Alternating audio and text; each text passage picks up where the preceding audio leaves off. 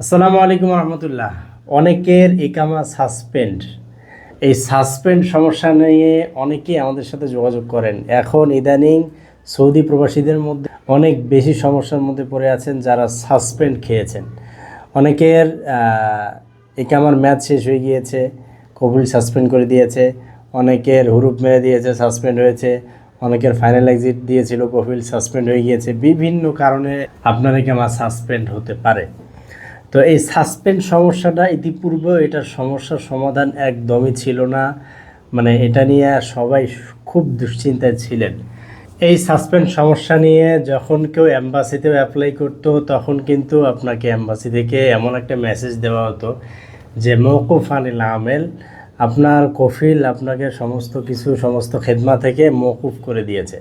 আপনি সরাসরি আপনার কফিলের সাথে যোগাযোগ করেন, কফিলের সাথে সমঝোতা করে আপনি আপনার এক্সিট লাগানোর চেষ্টা করেন। তো তখন দেখা গেছে অনেকের কফিলের সাথে ঝামেলা, কফিলের সাথে দেখা গেছে বিভিন্ন ধরনের বিভিন্ন সমস্যা থাকে, কফিলের সাথে যোগাযোগ করতে পারেন না।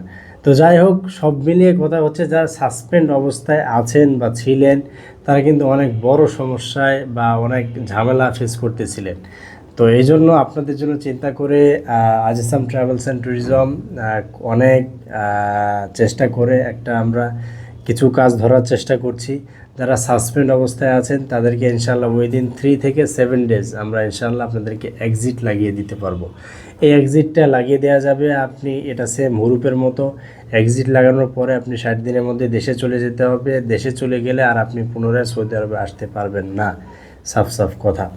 তো যাদের এক্সিটের প্রয়োজন তারা দ্রুত যোগাযোগ করতে পারেন। আর সাসপেন্ড এটা বৈধ হওয়ার যাবে কিনা, আপনি একামা বানাইতে পারবেন কিনা, এটার কোনো এখনও ওরকম নিশ্চিত তথ্য নেই। তবে আসলে ইনশাল্লাহ আপনাদেরকে জানানো হবে।